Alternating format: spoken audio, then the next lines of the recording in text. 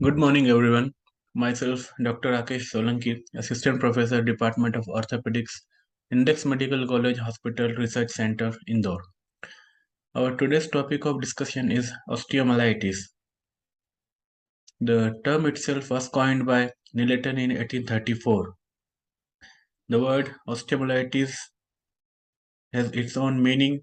The osteon means bones and the myelo meaning marrow, combined with itis, that is inflammation, to define the clinical state in which bone is infected with microorganisms.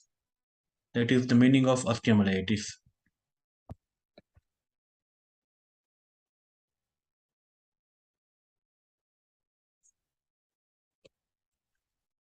So osteomyelitis is an inflammation of the bone caused by an infecting organism. It may remain localized or it may spread through the bone to involve the marrow, cortex, periosteum, and soft tissue surrounding the bone. There are several attempts to classify, and the attempts are based on the duration and type of the symptoms, the mechanism of infection, and the type of host response.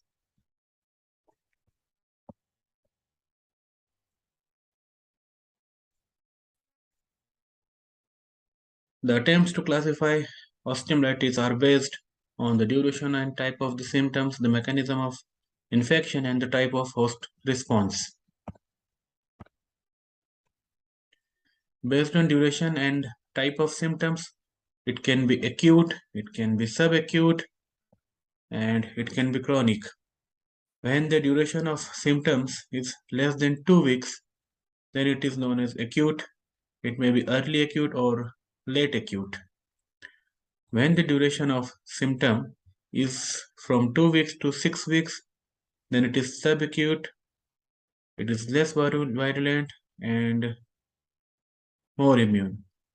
When the duration of symptom is more than 6 weeks, it is known as chronic osteomyelitis.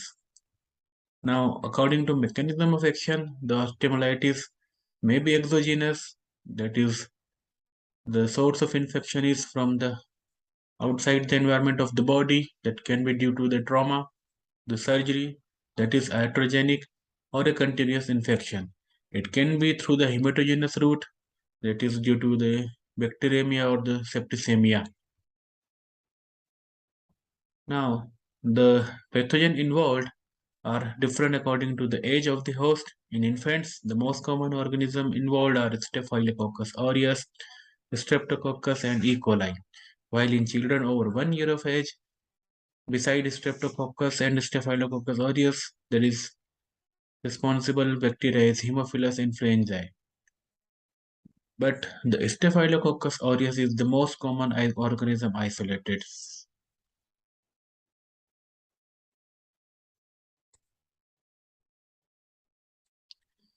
Now, why Staphylococcus aureus is more common? Because it is an element of the normal skin flora. It has increased affinity for the host proteins, and due to the enzyme coagulase surface factor, host immune response and inactive forms are remained dormant for many years. Uh, Let us talk about the epidemiology of osteomyelitis.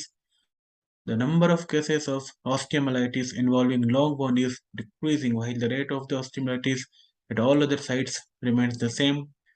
The prevalence of Staphylococcus aureus infection is also decreasing from 55 to 31% over the 20-year time period. The incidence of osteomyelitis due to direct inoculation or contiguous focus of infection is increasing due to motor vehicle accidents leading to open wound and open injuries. The increasing use of orthopedic fixation devices is a major source of external source of infection and total joint implants. Males have higher rate of contiguous focus osteomyelitis than do females.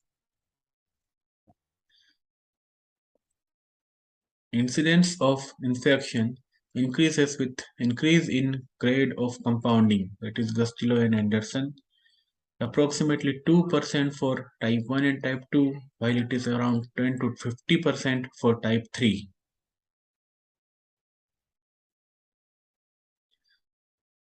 The hematogenous spread usually involves the metaphysis of long bones in children or vertebral bodies in adults, leads to microorganisms in bone, The direct inoculation of microorganisms into the bone, penetrating injuries, and surgical contamination are most common causes, and contiguous focus of infection seen in patients with severe vascular disease. All of this leads to microorganisms in bone, leading to osteomyelitis. The pathogenesis, and there are host factors, and the host factors are systemic and local. The local factors are chronic lymphedema, venous stasis, major vessel compromise, arteritis, extensive scarring, radiation fibrosis, small vessel disease, and neuropathy.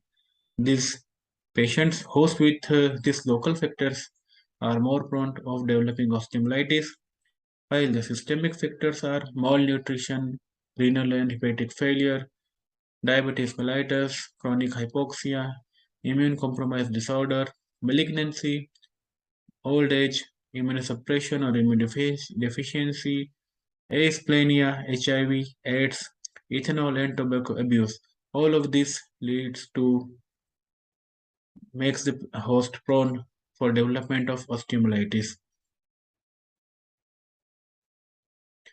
Now there are some bacterial factors. The formation of glycocalyx surrounding the infecting organism. That protects the organism from the action of phagocytes and prevents access by most antimicrobial. The surface negative charge of devitalized bone over a metal implant promotes organism adherence and subsequent glycocalyx formation. The prostaglandin E production has been shown to be 5 to 30-fold higher in infected bone than in normal bone. It is postulated to be responsible for bone resorption and sequestrum formation. Effective phagocytosis is defense in patients with osteomyelitis.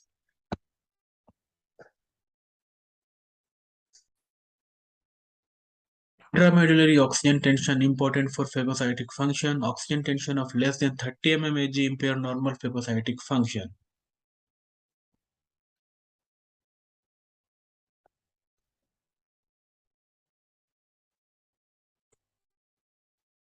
Hematogenous osteomyelitis occurs in children less than 15th year of age, although adults can have this disease also.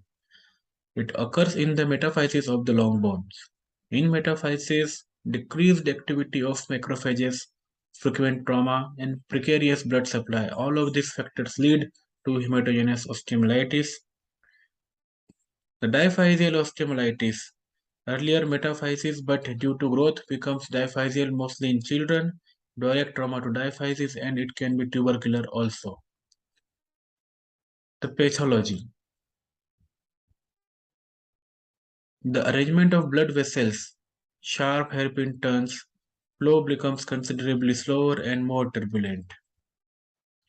This is the hairpin arrangement of vessels in the metaphysis of the long bone.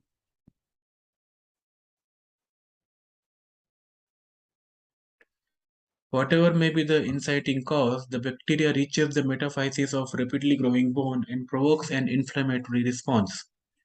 Now, why the metaphysis is involved?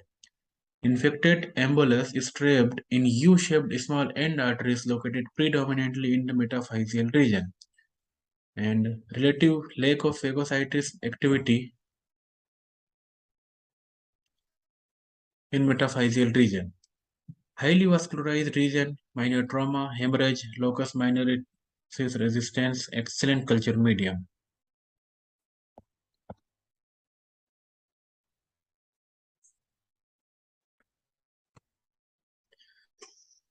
These are end arterial branches of the nutrient artery. Acute inflammatory response due to infection, tissue necrosis, breakdown of bone, obstruction, avascular necrosis of bone, sequester formation leading to chronic osteomyelitis.